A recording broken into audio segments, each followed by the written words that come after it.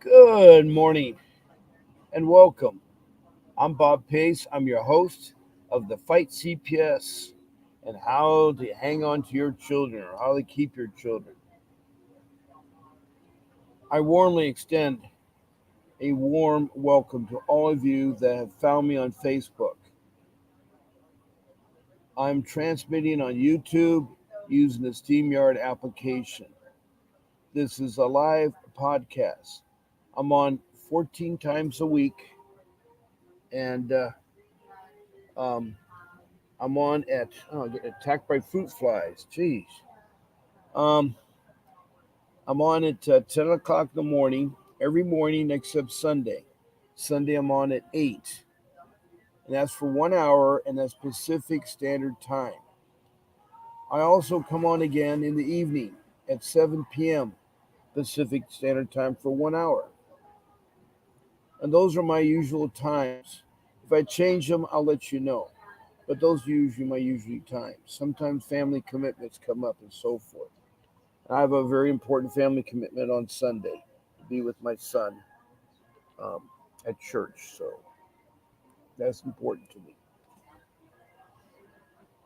And again, hi, Lori, and welcome. Today you got Yvonne Smith.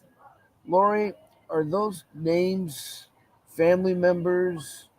I know it's a lot to ask of you, and I won't pressure it, but can you tell me the city, state, or country you're from so I get an idea?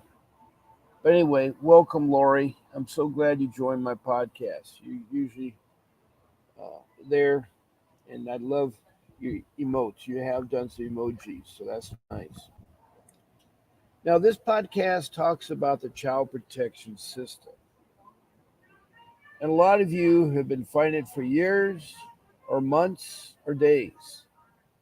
I try to make the show interactive. What I mean by that, I try to make it so that you can call in or text messages or be a guest on my show. And I'd like to go over that with you right now. The number you see before you is my number at my office phone. And that is one way you can contact me. It's 626 698 0990. But it's only available during my show time. So if I'm on the show, you can call in. If I don't answer, it means I'm not on the show. I will leave a message to remind you that you need to call me when I'm on my show. But right now, um, that is the number. I'm live, and I'd love to hear from you.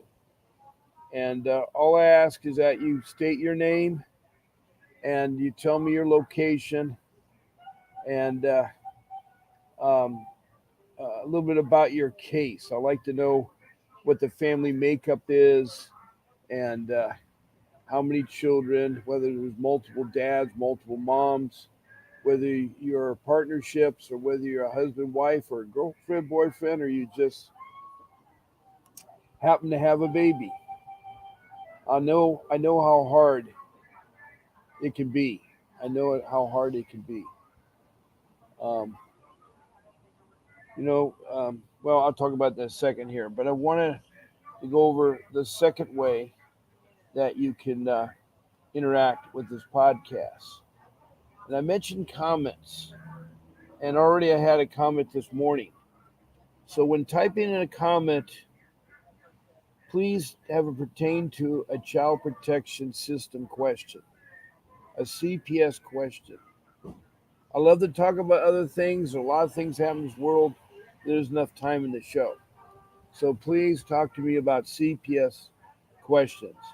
Please show your name, city, state, or country and be complete with your CPS case. Be complete with your CPS case. What I mean by that is that, as explained to you on your phone calling, is that you um, talk about your family makeup. The second area I want to know is what the allegations are. Were you negligent? Were you abused? Are you both? And what are the details? The third part is how your children were taken. Did you give them up? Did you let them in your house? Did they have a court order?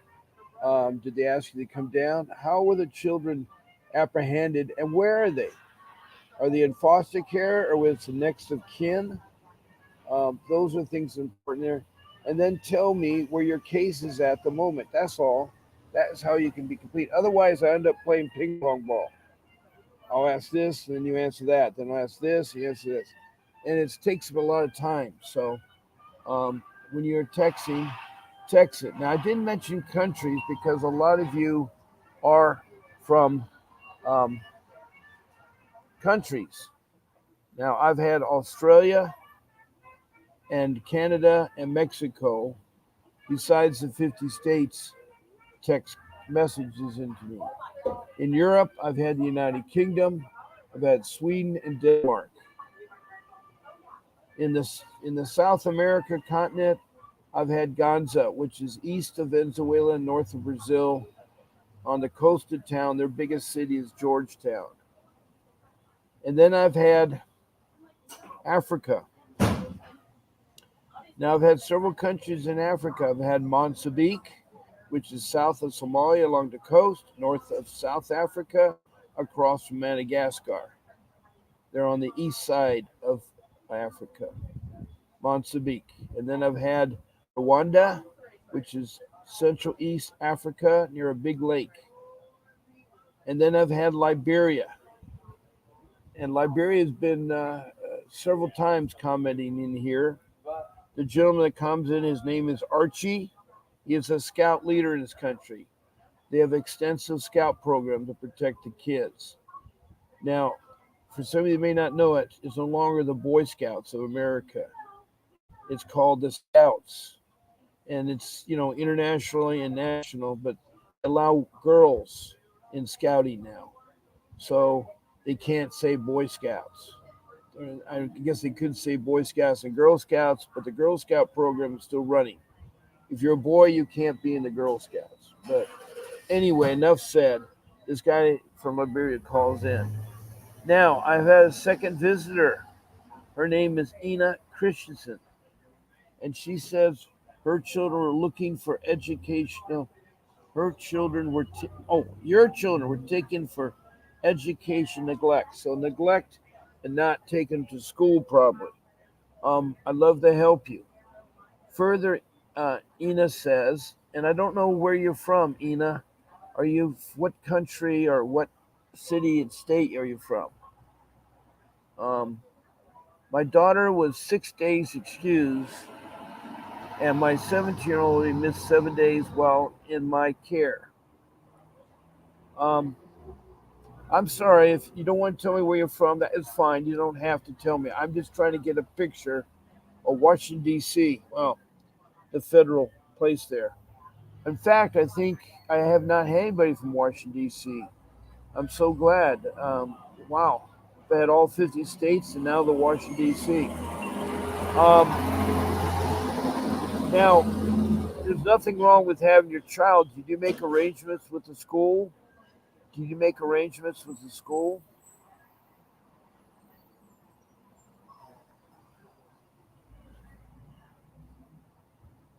I want to help you, so my question is that did you make prior arrangements with the school that you're going to keep your child out for so many days?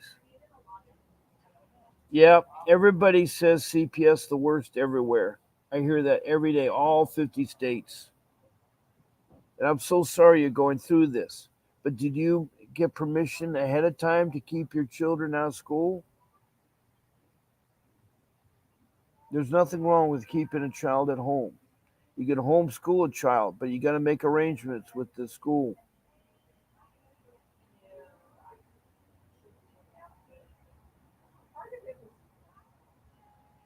You can call in. You can call in. Ian, let me put my number back up, okay? Let me put my number back up. Okay. There's my phone number, and you can call in. Um,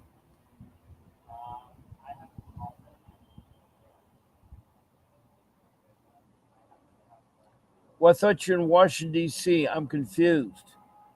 Did this incident happen in New York City or New York, or did it happen in Washington, D.C.? The phone is available. I will double check it that you can make calls. You should be able to make calls there.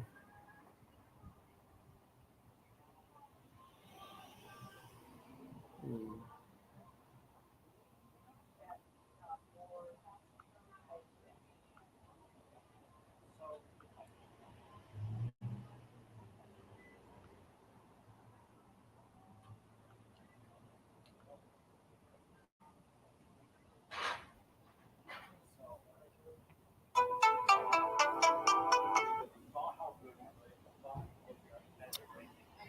Welcome, welcome, Ian. Welcome. How we doing? All pretty good. I'm confused. I thought your case was in Washington D.C.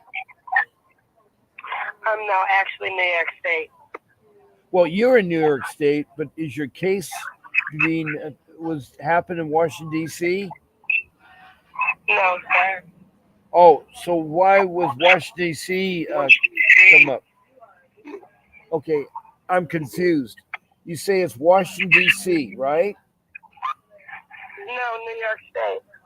Okay, so what is Washington D.C. in this case? What does Washington D.C. have? Well, I meant, what does Washington D.C. have to do with the case?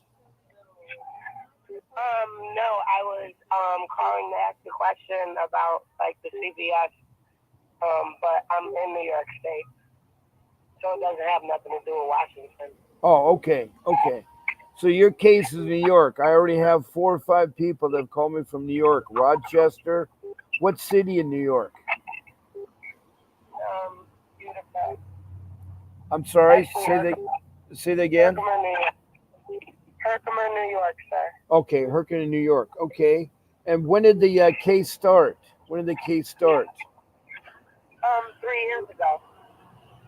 Okay. And what is your family composed of? You a husband, wife, girlfriend, boyfriend, lovers, partnership? Single mother. A mother and a father, or a single mom? Single mother. Okay. Was the father around when the child was born? No, sir. Okay, so you've had to raise your children by yourself. Correct. That is a hard job, and I commend you for raising your children by yourself. Now, Well, I appreciate that. I'm sorry, what? I said I appreciate that. Yeah. Well, this room is full of love for me because I hate to see people going through and dealing with CPS because I had an awful case. And I'm trying to say what worked for me will maybe work for you, trying to share that with you. So that's why I do this podcast, is I want to make sure that people hang on to their children and don't let CPS traffic your child, which they do illegally, and they alienate your child when they do get your children. Now, you had one child that that you said that you have 2 children, a boy and a girl. I did not speak to you about my situation. You might have me confused with someone else. Okay, I'm confused. I took a phone call. I thought you're Ina Christensen. I am so sorry. What is your name? My name is Tom. So you're not on my show right now at the moment, right? I am. Oh, is your name? There you are, Desiree. Is that you? Yeah. Okay. I'm sorry, Ian. I thought you had called, and I picked up your number, Desiree, which is okay. I'll get back to you, Ina, in a little bit. She had 2 children. Okay. So, what was your situation? What were you alleged that you did? I didn't do anything. I was never alleged that I did anything. A relative had abused my child, and CPS was supposed to make contact and communicate with me right away about the situation. But instead of communicating with me, they gave custody of my children to someone who was a non-family relative. Yeah, that's usually sad, but lay people abuse the reporting to CPS. They use it for their own gain. So you've been caught up by someone doing that, and that's very, very, very, very sad. Um, well, they didn't call in; you called in. The problem is when you call CPS, you're opening up Pandora's box. They are so I never, evil. I never called them. Oh, they called him. They called him, right? Pretty much the school did. Oh, the school. Now, why the school call them? Because my son, he was abused by a relative. Okay, how did they know that he was abused by a relative? Did he have marks on his body? Yeah. Okay, if he has marks on his body, schools required by law, the teachers, the principal, the counselor, the nurse are required to report abuse, suspected abuse. And of course, Correct. I mandated reporters, you know. right, right. But as And a mother, I felt that they're supposed to reach out to the parents to let them know, the biological parents to let them know what the situation is. But instead, they did not reach out to me, and they transferred custody of my children in the care of someone who is non-family relative. okay, we've skipped a lot of steps here. I got to understand from the beginning. You had custody of your child when this allegation came in. No, sir. Okay. You see, I'm playing I had ping pong ball. I'm trying to understand it. We got to start from the beginning. Is this involving one child or two child or more? two. So I Okay. had custody of my children, and I was the victim of a crime.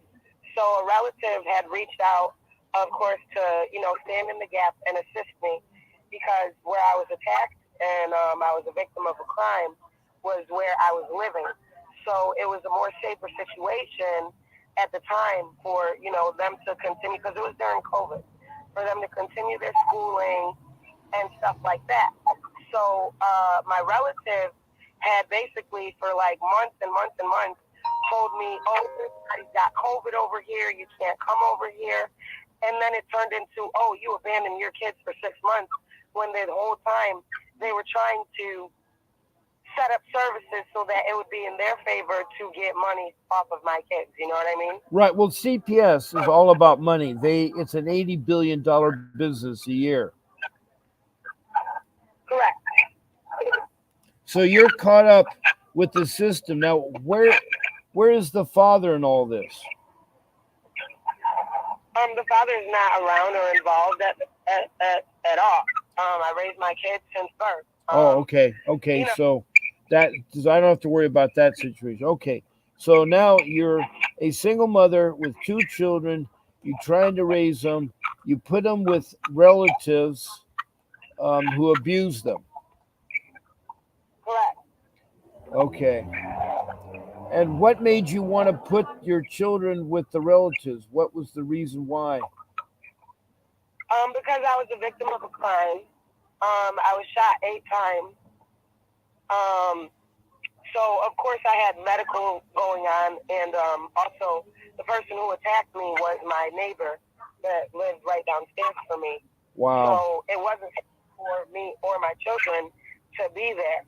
So it was a safety plan that was basically set up between me and this relative till I can find new housing, which it was incredibly impossible during COVID because they had so many restrictions on, nobody was getting evicted, nobody was moving out. So there was no housing available in my area at the time. Okay. Okay.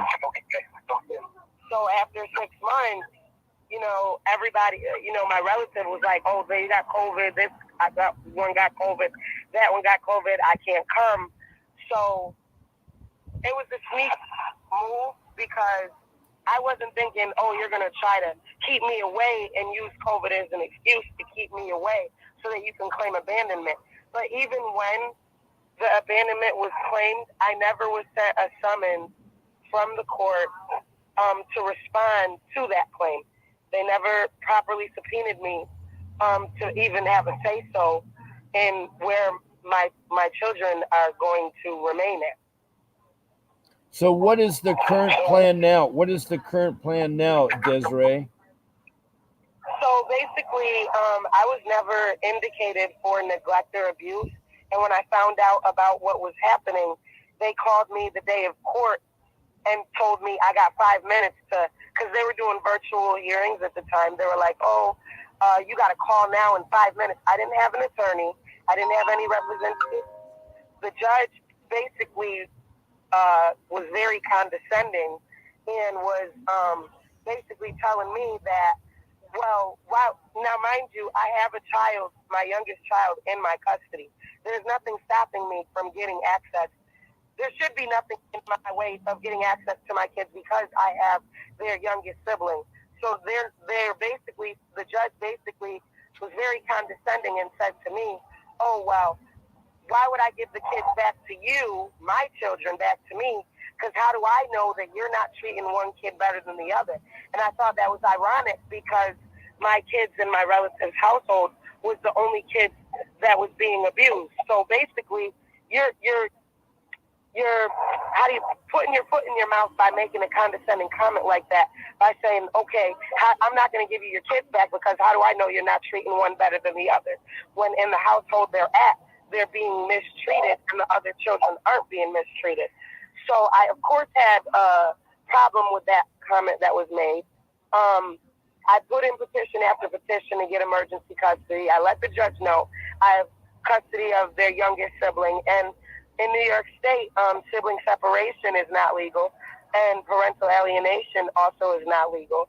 So I thought, being that I'm not the one indicated, it wouldn't be an issue. But I've been going to court for 3 years. You hear me? I've been going to court for 3 years, and I have not been court ordered to do anything to get my kids back. So why am I going to court for 3 years and I have a child in my custody and I'm the biological parent? Wow. What is the current plan right now at the moment? What is the current plan? They first gave custody to a non-relative family member who is the mother of my niece, of my relative. And then they basically coerced her into getting her foster care license and stuff like that. But from the original report that they sent to me months later, when I should have been made known and aware of exactly the extent of the abuse and what was going on with my kids, they didn't send me a report until months later. And then they were like, well, my daughter and my son had marks and bruises and whatnot. So from there, when they said that they had marks and bruises and stuff, every adult in that household should have been indicated, meaning my relative's baby mother, who was also in the household. But instead of indicating every adult in the household, they removed my relative from the household and gave custody to the non-relative person in that household.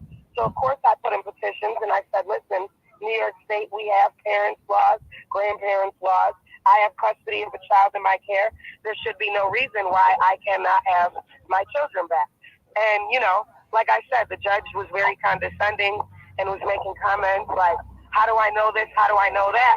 Well, because one, I don't have any indications on my record, and I have a child in my care right now that is their sibling. And for 3 years, I've been going back and forth to court, but the judge never ordered me to have to do anything to get my kids back, which is why I'm concerned, because it shouldn't take this long in the whole process for that to come to fruition. Well, I agree. My case lasted 3 years. I had 5 years before that of constant harassment by CPS for 5 years. They didn't take my children to 5 years later, and they weren't in extreme danger, but they took them anyway. They're all in school when they took my children. And so CPS, there's an example that I tell everybody here is that there was these social workers in Arizona, in Prescott, Arizona. In the year 2011, these 8 social workers decided to buy pink T-shirts. On the front, they stenciled professional kidnappers. Professional kidnappers. And on the back, they put, do you know where your children are? Do you know where your children are? And then they paraded to wear these shirts at Costco, Target, Walmart. in the town of Prescott too. They were caught and they were terminated. They were terminated. And what they did was wrong, but that's the mentality of social workers. They don't care about people. They don't care about your civil rights, your constitutional rights. They don't care about parents, grandparents, elderly, seniors. They don't care about any of those groups. And so I'm telling you that you're dealing with a very corrupt social services. In New York is really, really bad because there's a lady that comes on the show every so often. She went back and got her law degree and she's fighting it, but she had to get a professional juvenile family dependency lawyer, a juvenile family dependency lawyer she had to get. And that's the only way you're going to beat these clowns. That's the only way. And if the Pink Ladies is enough to raise your attention, there's a lady in Chicago, Illinois, that's a social worker.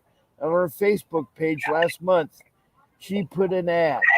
And the ad basically said the ad was from 1848, 140 years ago, 10 years before the Civil War. She put this ad, black children for sale. Now that's wrong. That's wrong, but that is a social worker. Which further surprised me, she was a black lady that did that. Why would a black lady in the year 2024, who's a social worker from Chicago, Illinois, put an ad on her Facebook, black children for sale? That's the kind of individuals you're dealing with. You can't trust them. They're not transparent. They lie. They bring you up. They'll take you down. Yeah, absolutely. And I've been ongoing like for years since I was a kid. You know, as soon as because I live in at the time I was living in a predominantly white county. My family's the first family that settled there that didn't get chased out of there and made a living, and but they targeted my mom for years and years and years to the point that it affected her in so many different ways, unruly at the time. Since I was in elementary school, they would do things like bring me in the office every single week, accusing my mom of being abusive, strip me butt naked, try to, see if I had any marks or bruises. But at the end of the day, they were trying to sex traffic because they were measuring my body, they were measuring my lady parts, they were doing things that were very traumatizing as sexualizing as a child, and all the way from like kindergarten until sixth grade is when they continued. But once they knew that I was speaking up for myself and I was about to be in, middle school and whatnot, is when it had finally just randomly stopped. But then it stopped only until I started having children of my own and the targeting began all over again, But the girl that has custody of my kids, who is the foster care, she's the foster care over my kids. She's been indicated for neglect and abusing my kids because I kept making an issue about the original allegations and the fact that they overlooked the fact that she was in the household and was never indicated because they wanted it to be more in favor. I do have mixed children. This lady is white. I'm not a racist. She does have a niece of mine, but they make it seem as though, she's more superior than me and she gets a pass to do this and a pass to do that. And I felt as though she should have been indicated. And finally, she has been indicated. But once again, I go down, I petition for emergency, and they're like, oh, well, it's not a matter of life and death, and this is that and the third, and the kid's been there. Of course, they're going to deny my petition for emergency custody, even though she's been indicated as care worker. Okay. Desiree, I'm going to have to take another call because Ina had spoken to me at the first part of the show, and I can get back to you. Also, there's my show tonight at 7 o'clock. I'd like to hear more about your case and also how to help you too. But I want to thank you very much, Desiree, for calling in. Ina Christensen, if you can hear me, you can go ahead and call in. Welcome, Faye. I'm glad you're here. Thank you, Desiree. Thank you.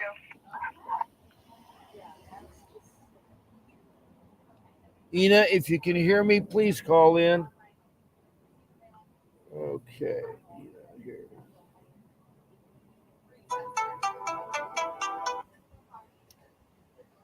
Is this you, Ina Christensen?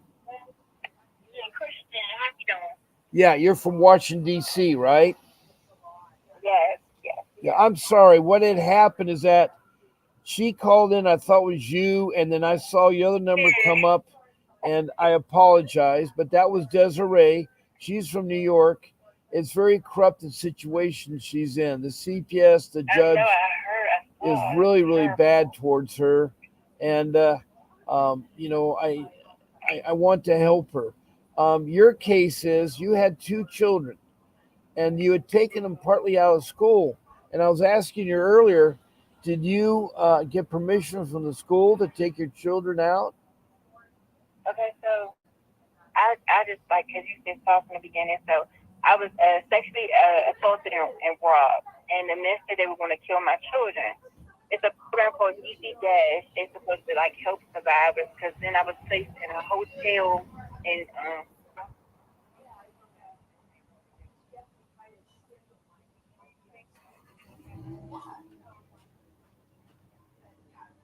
Are you still with me?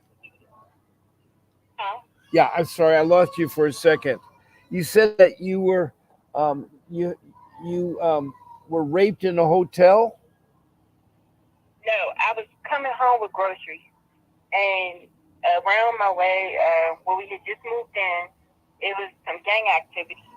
So the little boy that normally helps me my bag, he asked me to use my phone. And I said, hold on, I had like bags on both arms. So I took the bags and put them in the kitchen. My kids, I had just laid them down and, just wanted to get the non-perishables out my truck. So he followed me down. I didn't pay him any mind. But I went in my kitchen to put all the groceries down and I heard my door and I said, I'm coming because he said, can I use your phone? So he came in and locked my door, and then I'm like, "What's up?" Then somebody else followed him in. He let him in, and then he let the other one in. I didn't even know these people. Um, Anyway, they assaulted me. It went on for like a while, and I just didn't want them to go upstairs and mess with my children. Like that was my target to keep them away from the steps. So Okay, slow down I, for a second. I You've moved kind of fast okay. here. You said that there was a child that wanted to use your phone, and he let these guys in. Yeah, he normally helps me with my bag. Okay, He's is this like a child a neighbor teenager. of yours? No, it was just I had just moved around there, and it was a lot of steps. So I would give him $5, and he would help me with my groceries sometimes. Oh, okay. He was a boy. That's how old was this boy?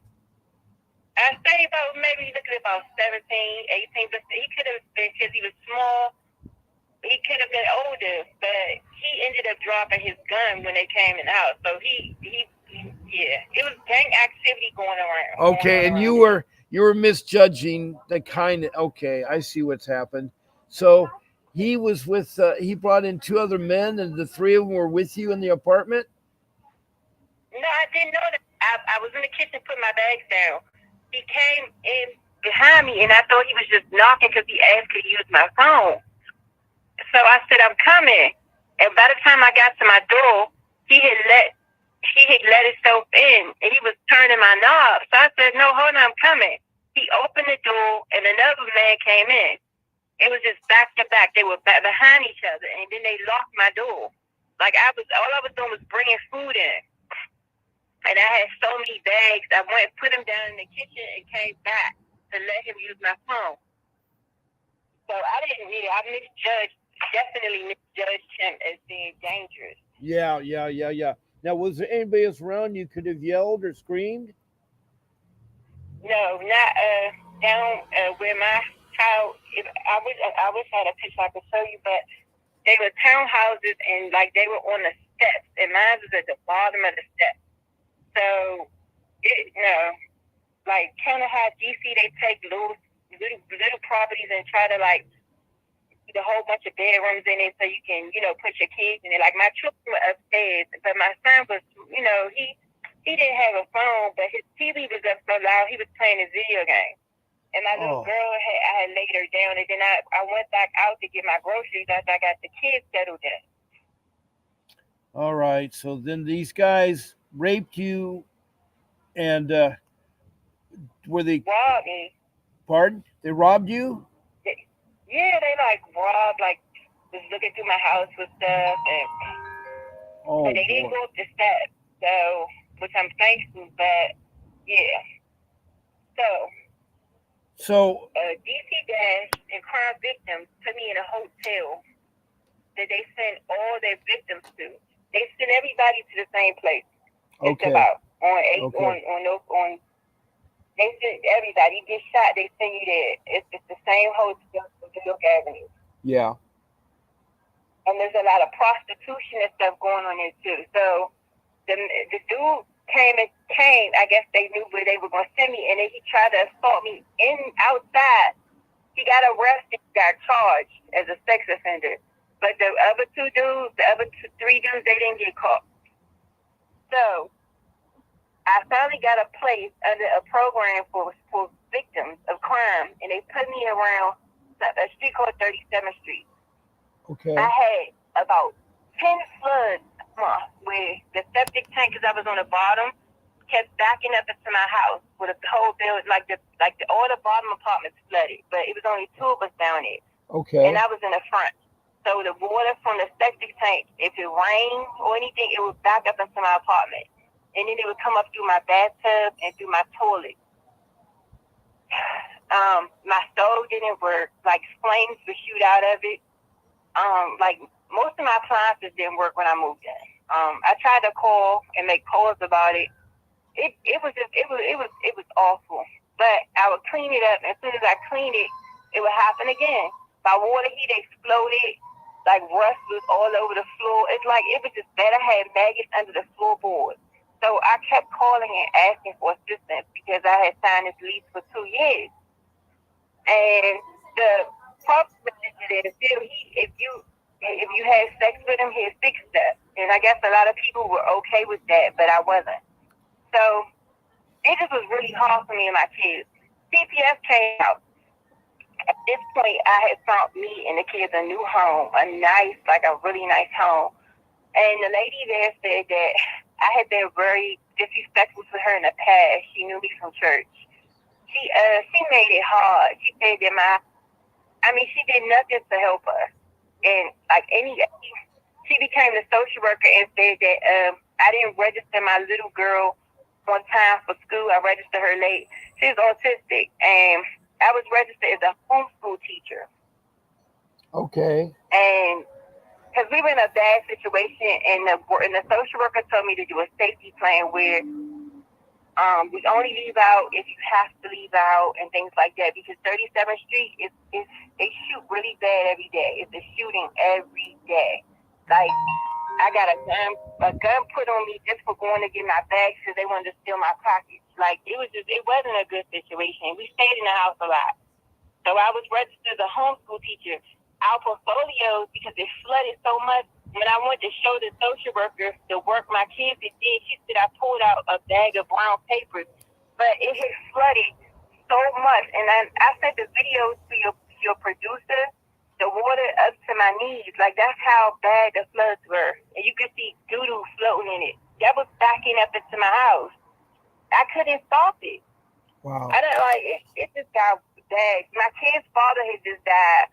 My mother died 10 days after him, and my grandmother died 4 days after her. It just was kind of like a bad situation for us, and I had no family to go back to. oh So, boy, yeah, none of you in another state. yeah, in another state, we were making plans to move down there, like as soon as this lease is up here.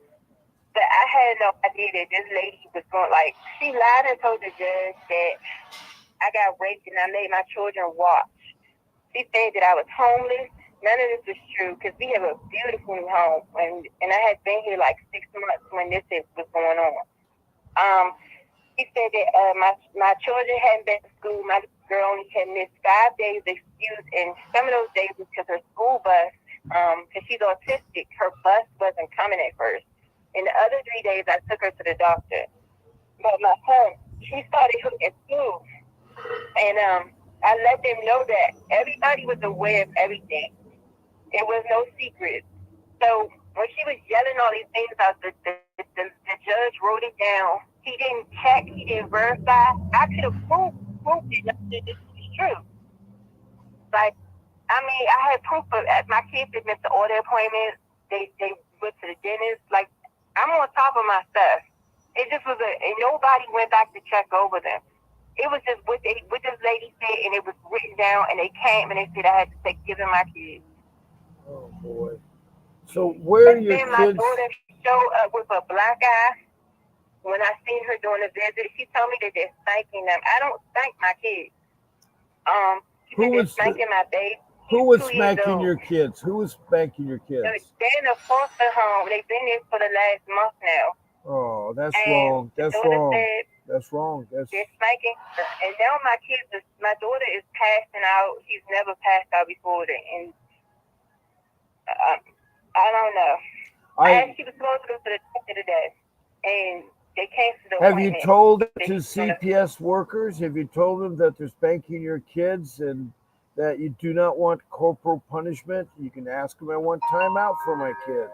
I've even had it documented when I took my son for autism evaluation because they said that now he's. When I first started the evaluation, he was home with me. They said now he's fighting, and that he's trying to punch you with his head. And he came back with all these scars on him. My little girl said that they're spanking him. He's 2. Like, why do you need to spank? He doesn't understand why I'm taking from my mommy, but somebody's beating me. And then she came back. She said that the bruise on her eye was called a warning that the lady smacked her. He's Oh. autistic. Why are you? But she can talk. I taught her how to talk. She's very smart. She communicates so well. Like the only thing she wasn't fully potty trained at the time, but she's very intelligent. Well, did she? And Does your social worker know that she's a special needs child? she knows. Oh, But see, she said this is her first case. First few cases, like, and I asked how many kids do they have. She said they have 7 now. wow. And they're in Maryland because I live in Washington D.C. Yeah. But if only somebody just took a second to look, like everything that she said wasn't true, and I have proof of that. I'm not homeless. I was in a home when they came in. Like it just made no sense. I'm homeless, and then I got raped and let my kids walk. But my baby was small, and she wasn't even there. She was upstairs in the bed. So like, but you take my and say the educational like they missed 5 days. Like you understand what I'm saying? It's unfair, and nobody checked behind her. It was just okay. Um. I don't know. Yeah. Faye, one of our longtime ladies in the room, was commenting they did the same thing to her case. They accused that um, of having our kids inviting to watch us have sex. So, and nothing ever becomes of it. Wow. Did you call the? Do you do a police report on the rape? Yes. Yes. And what did I they? was What working with sex crimes. I know, Yes, but I did everything I was supposed to do. and what did they do? Nothing. But she did write a letter to make sure because they did say they were gonna kill my kids. To make sure that I moved, but I had just left there. I left everything behind and only had to go back once because they accidentally sent my Medicaid cards there to the house, and I went back there, and I saw like it was bullet holes in the wall. I took pictures of all that. Like they stole everything out of my house, and I seen police cars on the floor because they had robbed my house several times. Like I found out later, my house used to be their trap house where they would go and like the lady that lived there before me, they did the same thing to her. She just let them have the place like they did me. Oh, I'm so sorry to hear about that. Have you tried to go to supervisors or directors of the CPS? Yes, they went and answered the phone. I called the ombudsman's office and emailed, and I even tried to like file a complaint legally against that worker because she threatened me off the first time meeting me because she knew me prior. and I could not get her off my case. Like she wouldn't leave me alone. Like if you know somebody and have past history, and it was personal. Like when I got an attorney, she asked me, "Did I used to date this lady?" I'm not, I don't date women, but she said because everything in the way she's acting, she's something personal against you. It has nothing to do with the kids. Like all my kids' doctor's appointments, physicals and things. She said that I never took them. Like my therapy and stuff. I've been going to the same therapist for like in core service agency. Me and my son for 7 years straight. We don't miss appointments because mental health is important, especially when you living here. So my history with it was good. Me and my son were like compliant with that, but like with everything, but especially when it comes to their health. But the only thing I couldn't help the situation we were in at that time because the water's backing up into the house. And that's when I started asking for help, and that's how I opened Pandora's box, as you said. Yeah, boy, oh boy. Um, Like I had people's fecal and urine coming into my house, like well, coming up under the door, coming up through the bathtub. Like my toilet just started bubbling up, bubbling up. Then I had no water coming out my sink. Like it's crazy, but I got water coming from everywhere else. is there No any other stove, no place you can kitchen. go to? Is there any other place you can go to? No, I moved us. We've been in a new home for 7 months. They still came. They took them. Like my new house is beautiful, but I had to stay there and go through that and endure that. And I just asked somebody to help us. So you're in a situation because you've been sexually assaulted, and they put me in a place that was bad, and I was scared. They were trying to really kill my children, so I needed help. But you come and punish me because I've been raped. You come and take my kids because I've been sexually assaulted. It makes no sense. They're all I have. Yeah, that is terrible. Since you live in Washington D.C., it's a small area. Have you thought about going to your senator there? I haven't tried that, and Well, I'm telling you that senators do listen. I mean, I would almost say go talk to Joe Biden at the White House. I mean, yeah, I if would. I would love to. I mean, they'll talk to you, but I mean, but I'm trying to say you're at the point where you know, it's like right now I have the phone number of the United States Senate office. This is something that a congressman, Kamala Harris, the vice president, would listen to. I'm pretty sure Joe Biden would. You're right there in Washington D.C. I mean, um, I know Washington D.C. I've been there, so I know how small it is. But if you're not getting anywhere, have you tried the the Washington D.C. civil coordinator? No, I didn't even know. Like, I was just like trying to go up the chain to supervisors and things like that. But Yeah, but no, I didn't. I sometimes you didn't even have to know go. Sometimes you have to go to the CEO. I mean, um, exactly. Yeah, but I wasn't getting nobody calling back, and I guess there's so many people complaining. Like, but you said go to the state coordinator. Like, I'm gonna write all this down, or I want to save it. Can I save this interview? I want to save all this information. yeah. Uh, Mm. I'm looking right now. I'm looking on the internet for you right now. I'm looking up there. Um, Like it's terrible. And honestly, like if I'm accountable for something, I'm not one to say that I haven't done it. I will stand and be accountable for it. But like I said, my son was took in school, the older one. You know what I'm saying? But once I figured out what he's doing, because I was sending him a list when he would be late, and I didn't even realize he was going somewhere else at first. I trusted him. yeah, But once I realized it, and he was 17, so it's like, come on. They said basically that they know at that age that's what they do. And he had been homeschooled for like years because he had got jumped by 6 boys at school. So I homeschooled him for a few years. So he just went, a little girl crazy once he finally got some freedom. But I sent him to live with his dad. Kind of, he was giving me a little hard time, and he hasn't been, he's gone. So they said, oh, he missed 14 days, but he wasn't with me. When it with me, he only was 7 or 8. Right, right, right.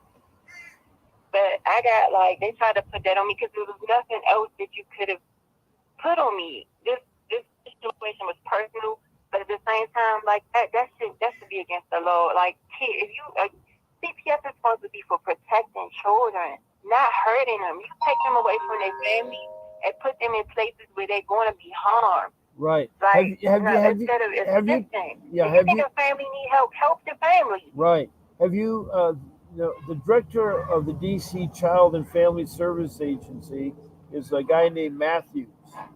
You know him? No. He's the director. He's a black man. Okay. It was someone I was reaching out, and the judge that made awarded this, he retired this month. Yeah. So Well, a you lot of can cases report on I the heard he judge. was just If like just judges are letting them bad, just saying okay. you can report judges are bad by going to this DC judicial um, and reporting a bad judge. But Matthews is is uh, is a person that I would, you know, um, recommend you go to. I mean, um, if he doesn't, then you could go to one of your senators. You know, Kamala Harris. You know, Harris, um, you know, is an advocate of rape victims and child problems. There, have you thought about talking to Kamala Harris? Yeah, I thought about it. Like trying to get like when you leave messages, I Well, a you lot may of these have to do people don't this. You never may have to respond do back. this. You may have to go down to her office in Washington, D.C., wherever her office is. And I think it's in the White House. And you say that Yeah, like you know, you just can't get in. well, you can get in. There's ways you can get in. It's how hard you want to press it. You Yeah, know, I would press as hard as I can for my children. you have to dress really professionally, the best as you can, and say that you tried to reach your office and leave messages and no response, and you want to talk to her because it's a very important matter about rape and my children being abused. I'm pretty sure she would Okay. listen to you, especially with elections right now. They need all the support they can. Um, if if Exactly. if the person you're talking to at the White House says, "Well, she died," I said, "Well, can I speak to Joe Biden? Can I speak to President Biden?" You shouldn't say Joe Biden. You should say President Biden unless you know him. But you should say, "I want to speak to President Biden," and it's about this or that. And there will be somebody that will talk to you. You just got to press them. You know, And I can also share. I can share your thing to your share this interview yeah, yeah, also. right, yeah. You can do that too. I mean, um, I looked at the director of the DC Child and Family Service Agency. They call theirs CFSA. Yeah, no, Their that's not gonna CPS. help. They They're like not going they to help. listen to Well, what their social workers do. I don't understand why they wouldn't help. What kind of? I mean, I'm not. I don't understand. He looks She like a did nothing to help me. They really. even asked her to give me some uniforms for school. And another social worker had given me cards for my kids for clothing. And Darlene Richardson, she would not give me the. She wouldn't even give me the stuff. She refused to give me the any type of help. She wanted to hurt me. Like Oh. it was a personal thing to me, and only was to take my children. Well, it says here Robert Matthews is the director of the DC Child and Family Service Agency. He manages the district child welfare and family strengthening system in this role. Previously, Director Matthews has served as the Deputy Director of Entity Services of CPS and most recently the Principal Director for the agency. He's a seasoned child welfare leader and Director manages more than 20 years of experience with child and family service. If he's corrupt, then I don't understand. Exactly. Don't you think he know what's going on? The same stuff that's going on with y'all, with all the rest of us. He's been doing it for 20 years. That just Wow. told it right there. Wow. Well, he began his career in I, Tennessee. Um, Here's his office hours, 8:15 to 4:45. Those are nice office hours.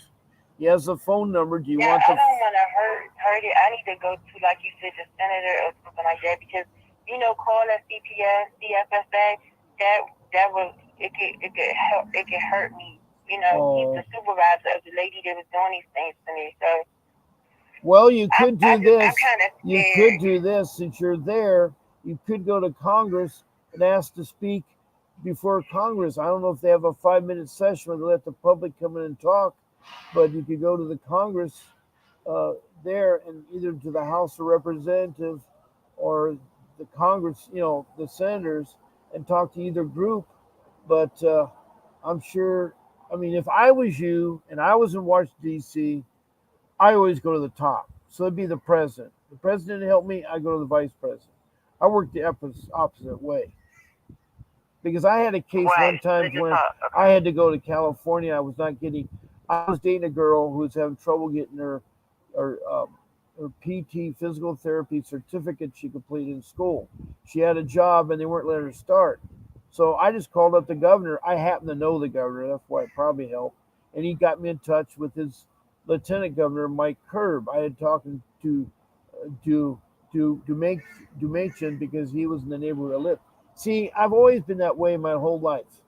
If I'm not happy, it's like I used to know the CEO of Bank of America. He's gone now, but Ken Lewis, we'd write emails back and forth.